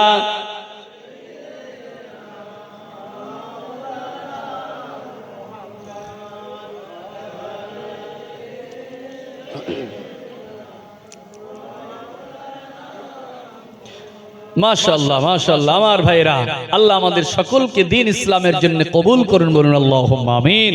প্রিয় ভাই, আর 2-5টা মিনিট সময় দেবেন তো একটু, নাকি অসুবিধা হচ্ছে না তো?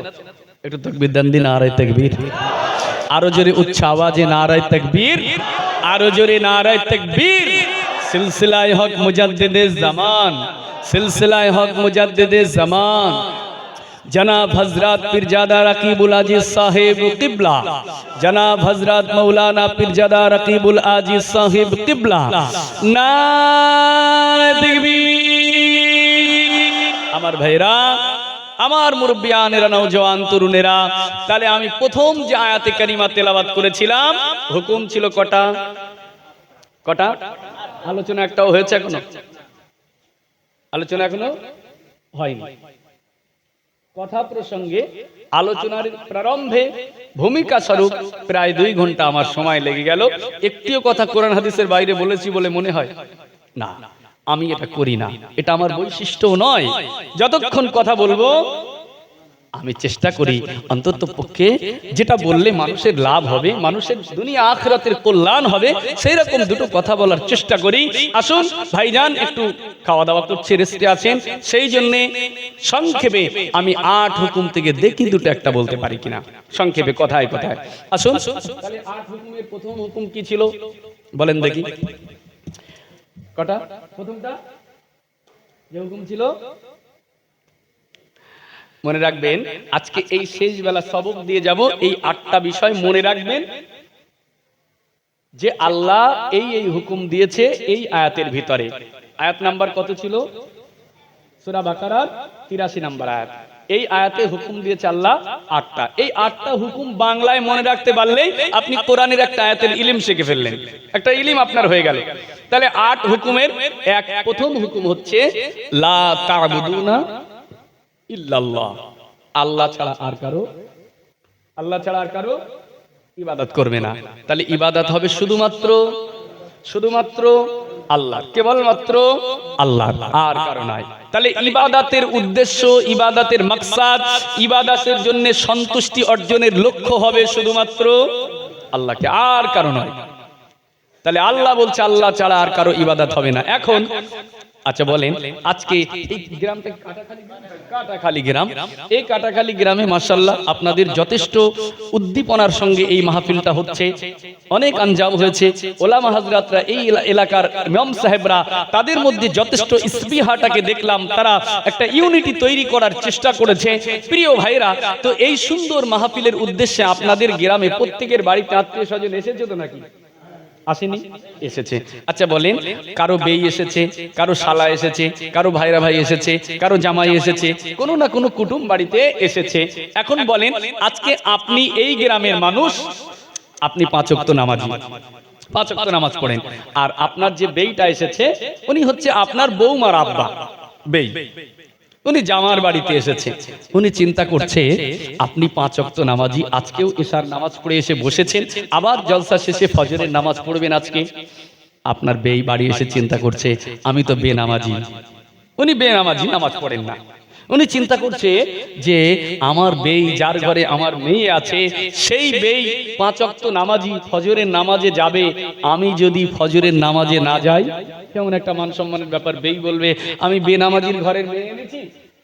তাই চিন্তা করছে দেখি পারি না পারি, যাই জানি ভোরবেলা বেই উঠবে, ওই সাথে মসজিদে গিয়ে নামাজটা আদা করে নেব, যা করবে আমিও তাই করবো পিছনে দাঁড়িয়ে। আচ্ছা বলেন, এই যে নামাজি আপনার বেই নামাজ পড়তে গেল, এই নামাজ কি আল্লাহকে খুশি করার জন্য হয়েছে? কাকে খুশি করার জন্য? বেইটাকে, যে বেই বলবে আমি নামাজি। আবার আপনার গ্রামের কেউ নামাজ পড়ে 5 ওয়াক্ত, সে নামাজ পড়তে যায় আর মনে মনে চিন্তা করে আমি নামাজ পড়তে যাচ্ছি, গ্রামের মানুষরা আমাকে নামাজি বলবে, আমাকে বড় হুজুর বলবে, সুফি বলবে, আমাকে সম্মান করবে, রেসপেক্ট করবে, তার মনে মনে এই চিন্তা। এই নামাজ আল্লাহর জন্য হচ্ছে? তাহাজ্জুদ গুজারি, রাতের বেলা সারা রাত তাহাজ্জুদ পড়েছে, আর নামাজ পড়তে পড়তে চিন্তা করছে নামাজ তো আমি পড়েছি, কিন্তু লোক কিভাবে জানবে যে আমি তাহাজ্জুদ নামাজ পড়ি?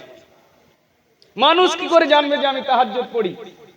সকালবেলা চায়ের দোকানে গিয়েছে, গিয়ে শুধু ওই চিন্তা, এরা জানতে পারবে না আমি নামাজ পড়েছি তাহাজ্জুদ। নামাজ পড়তে আপনার চা খেতে খেতে হঠাৎ একটা গা ঝাড়া দিয়ে চোখ ডলতে শুরু করলো, বিরাট ঘুম লেগে গেছে। এই উদ্দেশ্য কি? কেন রে ভাই ঘুম লেগেছে কেন? জানিস না রাত্রিবেলা সারা রাত জেগে তাহাজ্জুদ পড়েছি তো, সেই জন্য একটু ঘুম লাগছে, চোখটা জ্বালা করছে। আচ্ছা, এই যে মানুষকে জানানোর জন্য নামাজটা পড়েছে, এই নামাজ প্রকৃত আল্লাহর জন্য হয়েছে? আল্লাহর জন্য হয়নি। তাহলে আল্লাহর হুকুম সে অমান্য করেছে, ইবাদত করেছে, কিন্তু আল্লাহ যে নীতিমালা ইবাদত করতে বলেছে সেই ইবাদতটা হলো না। সে মানুষকে খুশি করার জন্য ইবাদত করেছে। তাই যে নামাজ সবচেয়ে সেরা, এই নামাজটা পড়ার পরেও তার গুনাহ হবে, সওয়াব হবে না, গুনাহ হবে, কারণ এটা শিরক ফিল ইবাদা, ইবাদতের ভিতরে তার শিরক ঢুকে গেছে।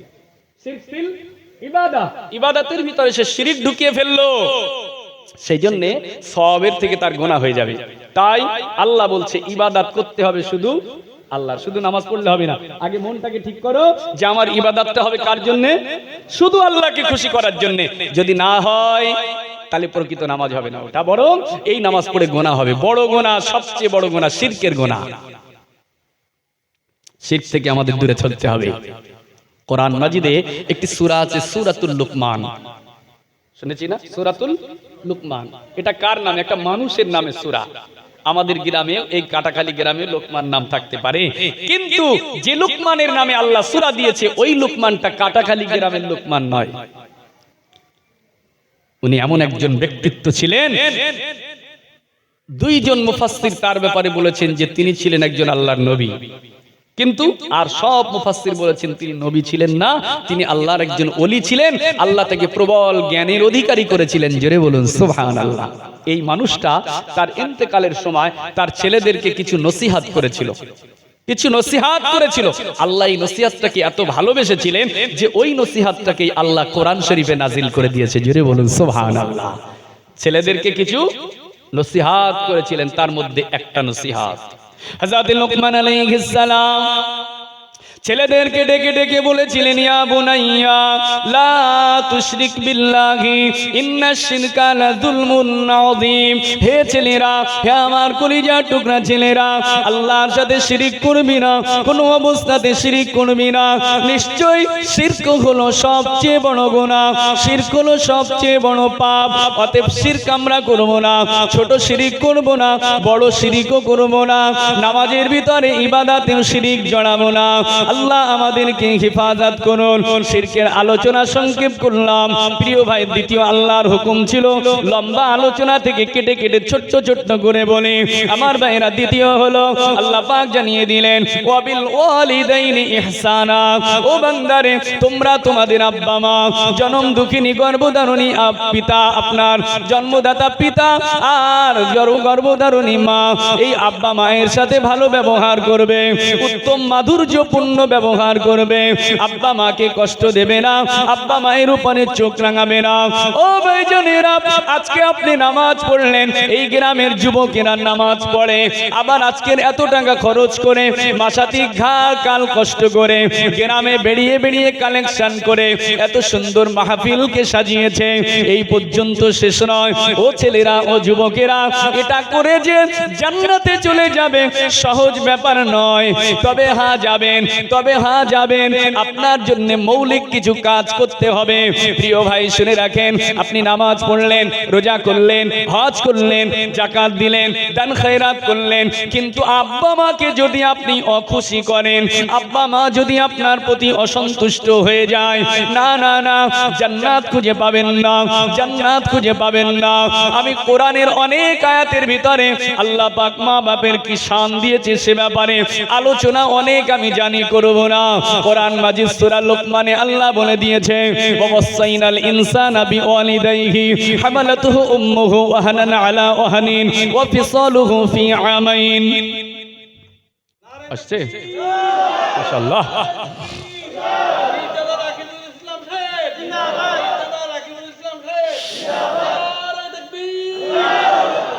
আলহামদুলিল্লাহ। আমার ভাইরা, আজকে এই মাহফিলের প্রধান আকর্ষণ, আজকের মাহফিলের বিদায়ী বক্তা